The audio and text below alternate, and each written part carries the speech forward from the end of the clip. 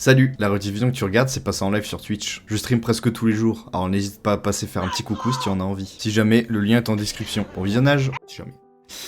Maintenant, on va passer à la partie œuvres de la semaine. Je vais présenter quelques œuvres que j'aime, ou qui m'ont marqué. Là, c'est un peu là où je vais vous partager chaque semaine au moins une œuvre que j'aime bien en ce moment qui m'a marqué ou quoi.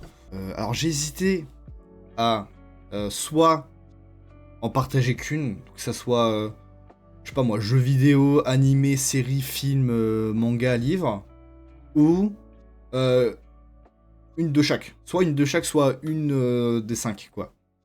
Donc en vrai, ça dépend. Voilà.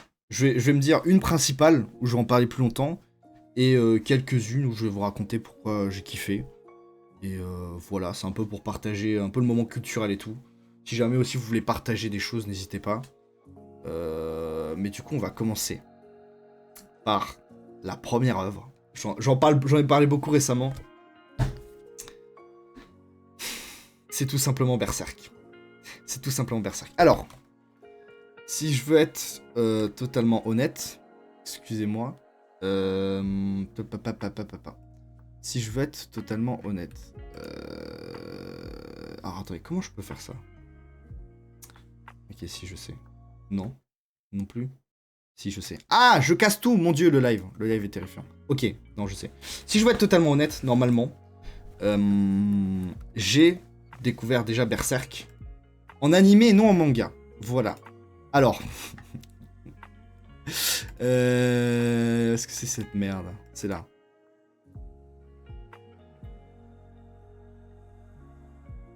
Merde. Ah, bon, merde. J'avais une image de prête, mais en fait, non. J'ai découvert Berserk non pas en animé, mais en manga. L'animé de 1997. Bon, je vais illustrer ça avec le manga que j'ai là. Déjà, comment j'ai découvert Berserk? Ça, c'est une bonne question. Comment j'ai découvert Berserk? En fait, tout simplement, comment est-ce que je suis arrivé à cette œuvre? Comme je vous l'ai dit, je suis pas quelqu'un qui regarde beaucoup d'animés ni de manga, qui ne lit ni de manga. Je vais y arriver, manga. Donc, je suis un peu un nulos, quoi. Je sais qu'il y a des classiques, voilà. One Piece, je sais pas moi, Vinland Saga, Attaque des Titans, Naruto, je sais pas moi, Bleach, Code Geass, des trucs comme ça, voilà. J'ai regardé pas mal d'œuvres, voilà, genre Code Geass, j'ai adoré. One Piece, je me suis arrêté après l'arc de Marineford. Qu'est-ce que j'ai regardé en classique aussi? Vinland Saga. Ça, Vinland Saga, si j'avais fait cette émission 1 ou 2 mois avant, je vous aurais fait chier avec. Parce que aussi, Vinland Saga, grosse œuvre pour moi qui m'a marqué. Et bah justement, en fait, après avoir fini Vinland Saga, je me sentais pas vide, mais j'avais besoin un peu, pas d'une œuvre marquante, mais un peu quand même. Voilà. Je sais que c'est souvent des œuvres qui m'accompagnent dans les moments de vie. Et bah là, après Vinland Saga, j'étais en mode, comment on peut faire mieux? Voilà. Alors attention, je dis pas que c'est je compare pas les œuvres entre elles, je dis pas il y en a une meilleure que l'autre. Mais j'étais vraiment en mode, bah c'est génial, mais putain, qu'est-ce que je regarde maintenant? Voilà. Du coup, vu que ça m'avait marqué, qu'est-ce que j'ai fait? J'ai regardé des séries, j'ai regardé Vikings, parce que c'était dans le thème. J'ai joué à Assassin's Creed Valhalla, parce que c'était dans le thème. Mais ça me marquait pas pareil. J'étais en mode, ouais, non, c'est chiant. Et ça faisait plusieurs fois que j'avais entendu parler de Berserk. Parce que apparemment c'est classique de classique. Alors, notamment une personne, alors ça c'est ouf, hein, qui, dont je me souviens, qui m'en a parlé. Enfin, qui m'en a parlé, elle m'a pas parlé directement moi, mais qui en parle souvent. C'était Carlito. Voilà, de MyFly et Carlito. Je regarde pas beaucoup, mais je sais que c'est resté dans mon crâne et que souvent il disait que bah, Berserk, pour lui c'était un classique de chez classique, un monument même. Et bah, je le voyais souvent dans mes recommandations d'animé sur Netflix. Mais j'étais en mode, mais comment ça? Attends, Berserk, l'animé il date de 1997. Vraiment? Je vais regarder ça là, le truc moche, qui a l'air tout pourri et tout. Mais quel coquin, voilà, alors ça ressemble globalement à ça. Ça c'est des images de l'animé de 1997. Et j'étais vraiment en mode, bah... genre ça là? Ça, attendez, pas qu'il y ait trop de spoil, mais genre vraiment ça là, ce truc là à droite là, ça fait vraiment trop ancien, j'ai pas envie. Sincèrement, j'ai pas envie. Oh putain, et puis à chaque fois que j'enlève la musique, je suis un débile. Attendez, tout va bien. Sincèrement, j'avais pas envie. Je peux pas vous mentir, j'avais pas envie. Surtout que, je sais pas si ça le fait à beaucoup de gens, mais étant quelqu'un qui consomme, pas énormément, mais quand même un peu d'animé, les récents sont très beaux. Pas se mentir, moi je trouve ça magnifique, c'est trop joli quoi. Quand tu passes de ça à 1997, pour moi, dans mon avis, j'étais en non mais c'est de la merde, c'est trop moche, comment tu fais pour garder ça quoi? Genre, je peux pas, c'est moche. Et du coup, j'avais commencé Berserk, il y a de cela un mois et quelques, je crois. Je crois que je l'avais dit en stream, j'ai dit ouais, j'ai commencé Berserk parce qu'apparemment c'est un classique, mais juste vu le premier épisode. Donc, le premier épisode de Berserk, c'est globalement... ça se passe après l'arc, on va dire, le Golden Age Arc, je crois qu'il s'appelle. Donc qui est un des arcs majeurs de Berserk, si je puis dire. Et premier épisode, je comprends rien. Franchement, premier épisode, je comprends rien. Il y a juste un mec ultra dark. Pour moi, l'animé, il est moche.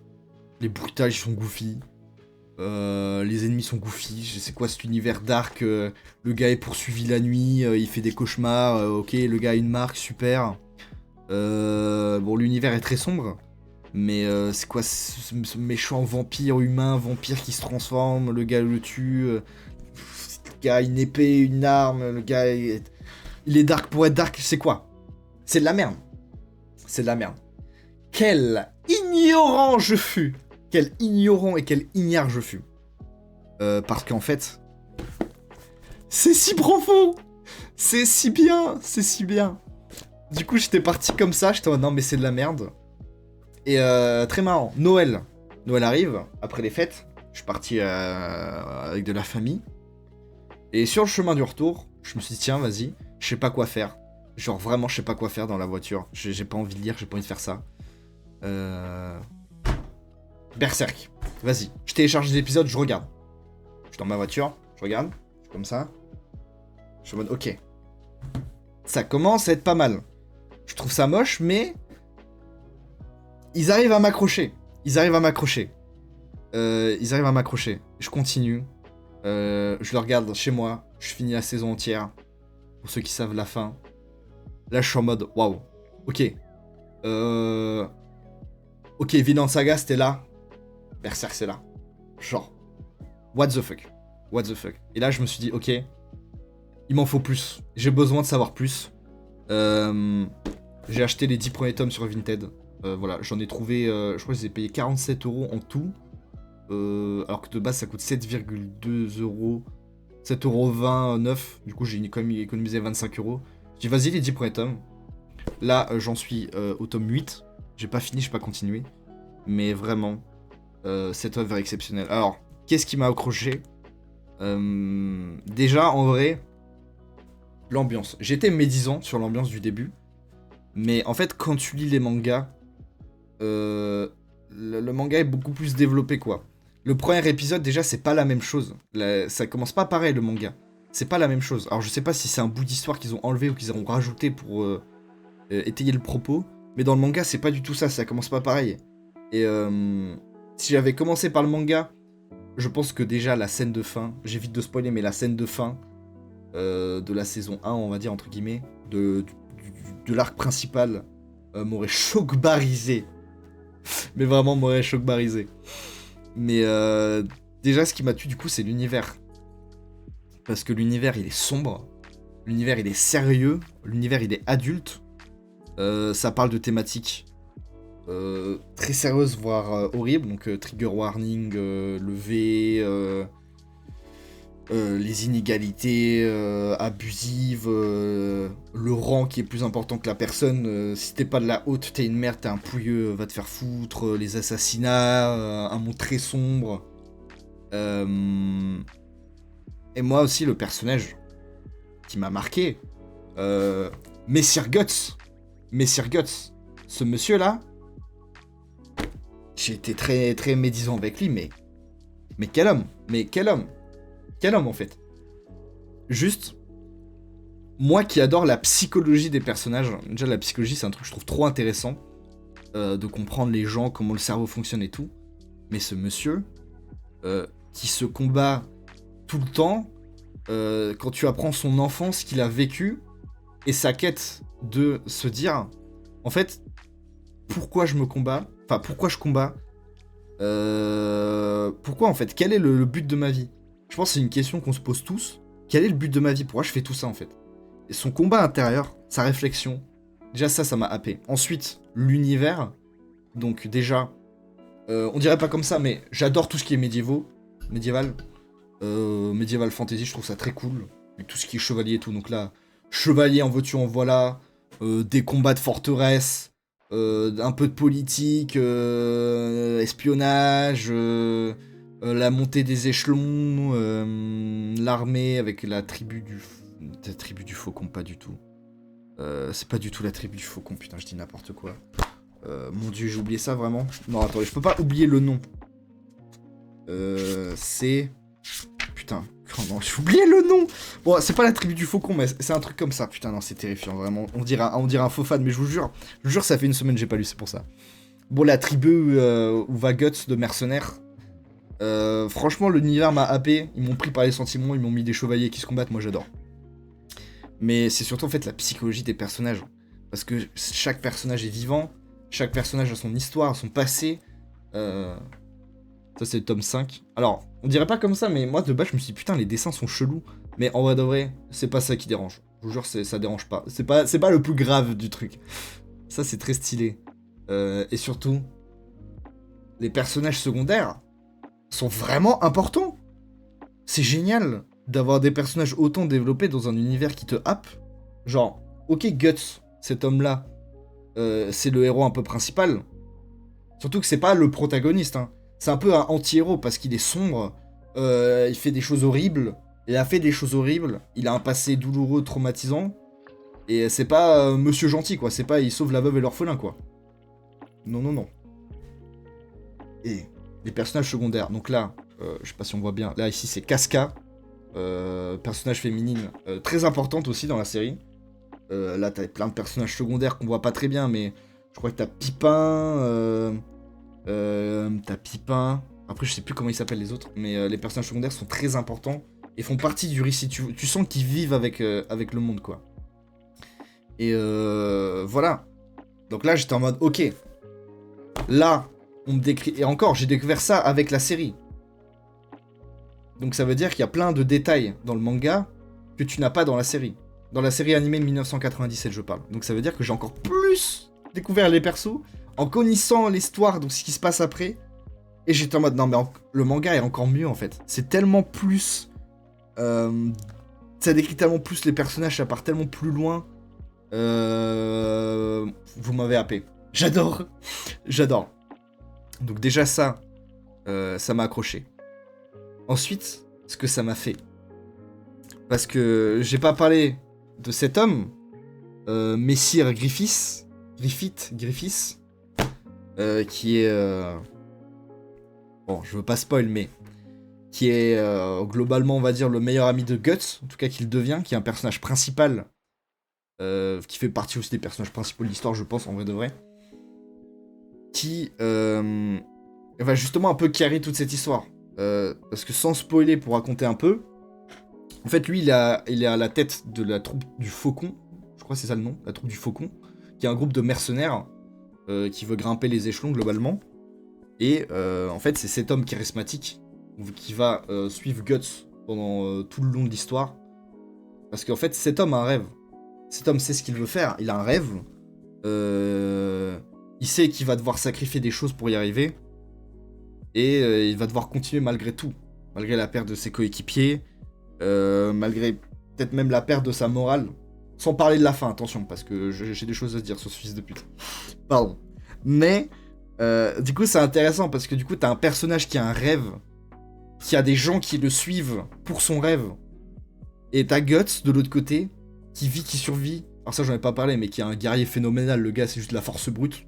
Le gars prend son épée de 4 mètres de haut, il te bute 5 chevaliers d'un coup, c'est exceptionnel, j'adore. Et du coup, ça oppose Guts qui, lui, survit depuis sa plus tendre enfance. J'ai pas envie de spoiler, mais je veux dire, le gars est né, il est sorti du ventre de sa mère qui était pendue, quoi. Genre, sa mère est décédée, et lui, il est sorti après, genre, c'est horrible. Toute sa vie, il a été recueilli, il a vécu des choses horribles. toute sa vie, il a juste survécu. Et juste la chose d'où il est le plus proche, c'est son épée. Parce que c'est son... comment dire? C'est un peu son point d'ancrage j'arrive à me défendre grâce à ça, tu vois. En gros. Et du coup, je trouve que c'est très intéressant le mélange des deux visions entre Griffiths qui, lui, a une vision des choses. Il veut réaliser son rêve et il sacrifiera tout pour y arriver. Et Guts qui, lui, du coup, le rejoint dans la troupe du faucon. Et qui donne littéralement son corps et son arme pour lui. Même s'il a pas de rêve. Parce qu'en fait, juste, il survit. Et c'est au fil de l'histoire que tu développes ça. Tu développes on va dire un peu le rêve de Guts. Même si je sais pas si on peut parler de rêve. Mais son envie de se dire, en fait, moi, j'ai besoin aussi de trouver ma propre voie. Et je trouve que l'auteur, paix à son âme, hein, Kentaro Kentaro Miura, qui est décédé il y a quelques années, paix à son âme. Franchement, la psychologie des personnages, les relations entre les persos sont juste incroyables. Tu t'attaches aux personnages parce qu'ils sont humains, ils ont aussi leurs failles. Et juste ça fait plaisir, quoi. Ça fait plaisir. Alors, ce que ça m'a fait, pour ceux qui savent, Berserk c'est connu pour être de parler de sujets très dark, d'avoir des moments très sombres, vraiment moins 18 ans, attention les jeunes. Sincèrement, au début j'ai eu un peu de mal, on va dire, à, comment dire, pas à m'accrocher à l'œuvre, mais vu que j'ai commencé par l'animé, je venais de tout ce background, si je puis dire, l'anglais insupportable, tout ce background de, en fait, je regarde des animés récents, c'est joli, la psychologie est cool, quoi. Genre moi, mon standard, c'était un peu Vinland Saga, parce que psychologie du perso, arc de rédemption, j'adore ça, moi. Et je viens là, on me change un peu mes standards, c'est pas la même histoire, c'est plus sombre. Du coup, j'ai eu un peu de mal, on va dire, à être vraiment accroché à fond dedans. Mais j'ai réussi. Et qu'est-ce que ça m'a fait ressentir? En vrai de vrai, j'étais tellement happé dedans. Je me suis accroché au personnage. Ça m'a fait aussi réfléchir sur moi-même, parce que chacun a sa vision des choses, a ses propres réflexions, a ses rêves, a son passé, et à sa manière un peu de tenir. Littéralement Guts qui survit depuis sa plus tendre enfance, qui apprend à penser par lui-même. C'est fou. Et surtout, ce qui m'a fait ressortir, c'est la fin du Golden Arc Age. C'est juste le moment le plus horrible. Parce que, en gros, la troupe du faucon menée par Griffiths, globalement, son rêve, c'est de devenir roi du royaume, en gros. Voilà. Depuis, c'est un pagan qui vient de la street, et lui, juste son rêve, c'est de devenir un roi, globalement. Voilà, il vise les plus hautes instances. Waouh, les plus hautes instances. Instances. Moi, j'arrive plus à parler, c'est fou. Et il va pas y arriver, mais il va tout faire pour. Donc, il va réussir à gravir les échelons, à devenir une armée régulière, on va dire, du roi. Et l'une des scènes les plus marquantes pour moi, c'est l'affrontement entre Guts et Griffiths. Parce qu'en fait, Guts arrive sur le chemin de Griffiths au début de l'histoire. Et la seule raison pour laquelle il le rejoint, parce que globalement, Guts, c'est juste un mercenaire qui se fait de la thune, quoi, et qui veut survivre. La seule raison pour laquelle il le rejoint, c'est parce que Griffiths le bat. Donc, sachant que Guts reconnaît beaucoup la force, parce que, c'est globalement son moyen de survivre, un peu, on va dire, il le rejoint dans sa troupe, et du coup, il va l'accompagner, ils vont devenir un peu amis. Et le moment marquant, c'est justement où Guts veut partir, parce que déjà, je pense qu'il a fait des choses horribles pour lui. Sous couvert de t'es mon capitaine et on est potes. Je veux pas spoiler, mais bon, globalement, il y a eu des meurtres. Le gars se bat depuis des années, a tué des centaines, voire des milliers de personnes. Il sacrifie son temps, son énergie, voilà tout, quoi. Et même son rêve, son but de la vie. Parce qu'il donne son arme, sa personne, pour réaliser le rêve de Griffiths. Donc, globalement, il lui appartient. Voilà, Griffiths lui dit à un moment donné au début, il dit tu m'appartiendras, et c'est moi qui décidera de ta mort. Donc t'as un peu cette relation de, on va dire, je suis ta chose, entre guillemets, je suis ta chose, je suis ton soldat, mais en même temps, Bah on est potes, parce que on a du respect mutuel, quoi. Et du coup, bon ça c'était pour expliquer un peu le début. Du coup, quand Guts veut partir, quand ce monsieur là, regardez-moi ce Chad énormissime, quand ce Chad veut partir, et bah en fait t'as une confrontation entre les deux. Parce qu'ils sont devenus amis, mais bah Griffiths veut juste tout simplement pas qu'ils partent. Et cette scène là, elle m'a marqué de ouf. En fait, j'ai pas envie de spoiler, mais en même temps, j'ai envie de raconter parce que j'aime cette œuvre, bordel de merde. Cette scène m'a marqué parce qu'en gros, Guts gagne. Du coup, il peut partir. Et Griffiths, qui juste est habitué, veut tout contrôler, est habitué à la victoire, il veut grimper pour devenir roi. Il perd contre lui, alors qu'il avait gagné avant. Il perd son meilleur ami, l'une des seules personnes qui, bah, en vrai de vrai, lui faisait espérer que c'était possible de sortir de son rêve sanglant, parce que son rêve, juste, il le fait sous couvert de des milliers de morts, de la perte de tous ses compagnons et tout. Et Guts, c'était un peu la personne, un peu comme lui, qui lui faisait ressentir bah, qu'il n'y a pas que son rêve sanglant dans la vie aussi, qui peut être normal, en fait. Et du coup, il perd ça, et en fait, juste, il vrille psychologiquement, mais à un point horrible. Et après, du coup, tu vois l'histoire de... Là, du coup, j'en suis juste avant ce combat-là.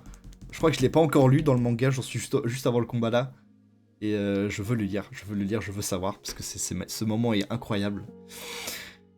Et après, juste, il vrille totalement Griffiths. Donc Guts part tout seul, et tu vois la descente aux enfers de ce personnage, et aussi de la troupe du Faucon. Et après, quand il revient, ils essayent en gros de le sauver, parce qu'il s'est fait emprisonner. Il est devenu juste, comment dire, une capsule vide en fait, parce qu'il s'est fait torturer pendant des années.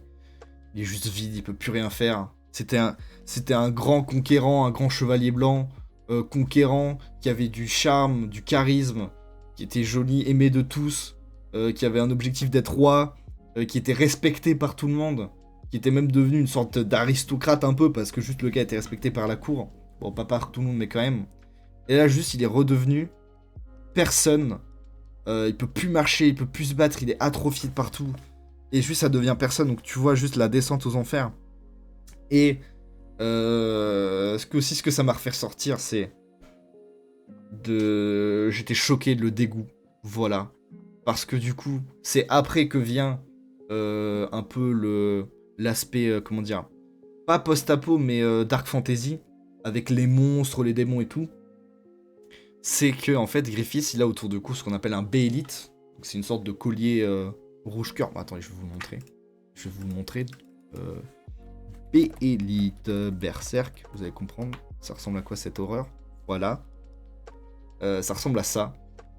Voilà, c'est une sorte de collier où est accroché une sorte de pendentif où t'as un nez, deux yeux, une bouche qui est totalement horrifique en vrai de vrai, ça fait trop flipper cette merde. Et en fait, grâce à ça, il va un peu pouvoir implorer les dieux. Les dieux comment dire, les dieux de l'enfer, on va dire, pour se sauver. Et en fait, il va juste... pour continuer son rêve, qui est globalement la seule chose qu'il a fait tenir, même s'il est dans une enveloppe humaine misérable, il peut plus rien faire, il peut plus espérer. Surtout, il a développé une haine pour Guts, parce que pour lui, c'est lui qui lui a tout pris, quoi. C'est à cause de cette défaite que tout est parti en couille. De son point de vue, parce qu'en vrai de vrai, non, en fait. Il avait tout, il aurait juste pu passer outre. Mais non, ça l'a vraiment brisé mentalement, quoi. Et du coup, il va juste, sous couvert de... Je peux encore arriver mon rêve, me relever et faire ça. Il va juste sacrifier tous ses coéquipiers dans un moment horrible, vraiment la lune rouge, où juste en fait, des démons vont juste grailler tous ses coéquipiers. Il veut juste sacrifier tout le monde pour renaître en tant que... Alors, c'est quoi son nom en tant que démon? C'est... putain, j'ai oublié son nom en tant que démon. Putain, et ça fait longtemps que j'ai pas lu et j'ai oublié son nom. Mais en gros, il va renaître sous forme un peu divine pour pouvoir réaliser son rêve et juste pouvoir rebouger. Et il va juste vriller psychologiquement. Il va sacrifier tous ses compagnons jusqu'ici. Et même une scène horrible où, trigger warning, une de ses plus anciennes compagnons et tout, genre devant Guts. Devant Guts, hein. Parce que Guts est là, et lui il se bat. Il se bat le pauvre jusqu'à la fin. Il voit tous ses compagnons se faire tuer devant lui. Et il se bat et il essaye, mais il voit qu'il peut pas réussir en fait. Il fait tout ça devant lui, et tu vois la haine dans les yeux de Guts, et même dans Griffiths, tu vois, qui veut lui faire payer un peu, on va dire, son échec et sa chute en tant qu'être humain. Genre, c'est tellement horrible, c'est horrible. J'étais sorti dans mes tripes, j'étais en mode, c'est affreux, mais... Genre, t'es tellement, comment dire...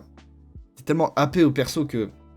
Même si c'est horrible, en vrai, que ça te traumatise, en vrai, sincèrement, c'est traumatisant. Genre, c'est tellement... narrativement, on va dire, je trouve ça exceptionnel. C'est incroyable. Je trouve narrativement, c'est incroyable. Et... je cautionne pas du tout. Pour moi, Griffith, c'est juste un être humain, mais exécrable. C'est une merde humaine jusqu'au bout. Mais j'aime bien, en fait, comprendre la psychologie et... ouais, comprendre la psychologie, on va dire, et comprendre les persos un peu torturés et tout, tu vois. Ça n'excuse rien, parce que juste le mec fait des choses impardonnables, horribles. Mais pour lui, dans sa tête, il se venge d'eux, et tu comprends pourquoi il a fait ça, entre guillemets. Donc, juste, ça m'a fait ressortir toutes les émotions possibles. J'étais heureux. Je me questionnais aussi, au début, j'étais en mode, mais putain, mais... Pourquoi est-ce que Guts, il fait tout ça, en fait? Ok, il est super fort comme Irai, mais pourquoi il fait tout ça? Est-ce qu'il y aura une fin? Comment ils vont s'en sortir? Est-ce que aussi Griffiths va réussir à devenir roi, en fait? Parce que au début, tu sais pas tout ça. Tu sais pas tout ça et tu juste t'es content de voir deux amis, entre guillemets, même si leur relation de base part pas sur un bon terme. De voir deux amis et deux personnes évoluer dans le monde et tu te dis, en fait, je veux qu'ils réussissent à leur manière. Et à la fin, juste t'es traumatisé. Et tu veux savoir la suite. Tu veux savoir la suite. C'est pour ça que j'ai acheté les mangas. C'est pour ça que je prends un malin plaisir à les lire. Je n'ai pas lu cette semaine, mais je vais reprendre la semaine prochaine. Faut que j'achète la suite. Et juste, je veux savoir, parce que cette œuvre, je pense que c'est top 3 œuvres, toutes manières confondues, qui m'a marqué. Je vais pas mentir. Souvent, vous voyez derrière moi, il y a beaucoup d'œuvres qui m'ont marqué, entre guillemets. Bon, c'est surtout pour habiller ma chambre, on va dire, mais avec Vinland Saga, je pense que Berserk, ça m'a énormément touché, marqué, parlé. En termes aussi, surtout de... Comment dire? De trouver sa place dans l'univers d'objectifs du vie, surtout avec Guts. Et surtout, c'est un peu un acharnement, mais cet acharnement, c'est cette manière qu'il a de jamais abandonner. Et de même si c'est le moment le plus horrible de toute sa vie, il y va et nique sa mère, quoi. Là, c'est pas le moment de réfléchir, faut que je tue. Bon, je caricature même. Genre, typiquement, il y a un moment donné, je crois qu'il est contre 1000 soldats ou 100 soldats, et il réfléchit justement sur sa place par rapport à Griffiths, son envie de partir et de se trouver moi-même, de trouver son rêve. Et à un moment donné, juste, il se dit non, en fait, c'est pas le moment de réfléchir, là, c'est le moment de tuer. Voilà, c'est un exemple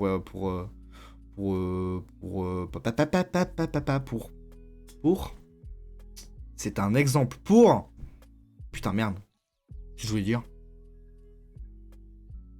Pour illustrer, voilà. Oh putain, désolé, j'ai du mal, voilà. Donc, dernièrement, pourquoi est-ce que je le recommande? À qui je conseillerais ça? Alors déjà, pas aux enfants. Voilà. Sincèrement, pas aux enfants, mais... Merde, c'est à l'envers. À tous ceux qui aiment déjà les univers Dark Fantasy, qui aiment les histoires bien développées, les personnages attachants, les univers forts, les personnages qui ont une psychologie compliquée. Quand je dis ça, c'est... Pour moi, c'est un peu ça qui m'a donné envie de commencer Berserk aussi, c'est parce que je sais que c'était apparemment fort émotionnellement. Parce que moi, typiquement, Vinland Saga, j'ai adoré pour Thorfinn et son arc de rédemption. J'ai adoré son combat et tout. Mais ce que j'adorais, c'est la psychologie des personnages et comment ils arrivent à trouver un sens à leur vie ou se remettre de choses horribles. Et voilà, moi, c'est ça qui m'intéresse beaucoup. C'est pour ça, si jamais vous aimez bien la psychologie des personnages torturés et tout, disais ça. L'univers est incroyable. Les personnages sont super attachants. L'histoire est, je vais dire, horrible. Mais il y a des moments où il faut bien s'accrocher quand même, parce que ça parle de sujets de société horribles. Mais après, ça qui est bien, c'est que l'œuvre est adulte. Oui, ça parle de ça, mais ça a un sens. Ça dénonce aussi, parce que c'est des faits. Ça parle de sujets qui sont malheureusement ancrés dans la société. Le V, trigger warning, la pédo, nanani nanana. Donc ça peut être marquant, voire choquant, voire traumatisant, vraiment. Merde. Genre, sincèrement, putain, mais je fais n'importe quoi, à l'aide. Genre, vraiment, c'est traumatisant. En vrai, c'est traumatisant, donc si vous n'êtes pas prêt, faites attention. Mais non, franchement, pour l'univers, la psychologie, les dessins aussi, j'en ai pas parlé, mais les dessins sont magnifiques. Attendez, est-ce que j'ai pas des dessins magistraux dans le livre 5, là, dans le tome 5 Les dessins de combat sont super, comment dire, développés. Bon, là, j'ai pris une scène un peu au pif, donc c'est pas le meilleur combat, mais sincèrement, je trouve ça magnifique. Il y a des scènes de combat, t'as des détails de partout, c'est sombre. Même après, au niveau des démons et tout, je trouve que l'univers sombre est bien développé. Et les combats sont très cool. Alors des fois, ça peut être beaucoup. Moi, je sais, des fois, je suis en mode, ouais, il y a beaucoup de trucs à regarder, mais sincèrement, c'est magnifique. Donc si vous aimez les illustrations magnifiques, la psychologie des personnages, le combat, parce qu'il y a beaucoup de combats quand même, et puis la philosophie de vie un peu des différents personnages, leurs combats, leurs échecs, comment ils réagissent à ça. Franchement, je vous le conseillerais. Alors, si vous êtes mineur, ne lisez pas ça. Vraiment, au moins 18 ans, s'il vous plaît. Et sincèrement, trigger warning, il y a des sujets forts, et il y a des scènes fortes qui pourront heurter la sensibilité de certaines personnes, donc c'est pas à conseiller à tout le monde. Mais si vous voulez une œuvre qui vous chamboule, franchement, lisez ça. Voilà.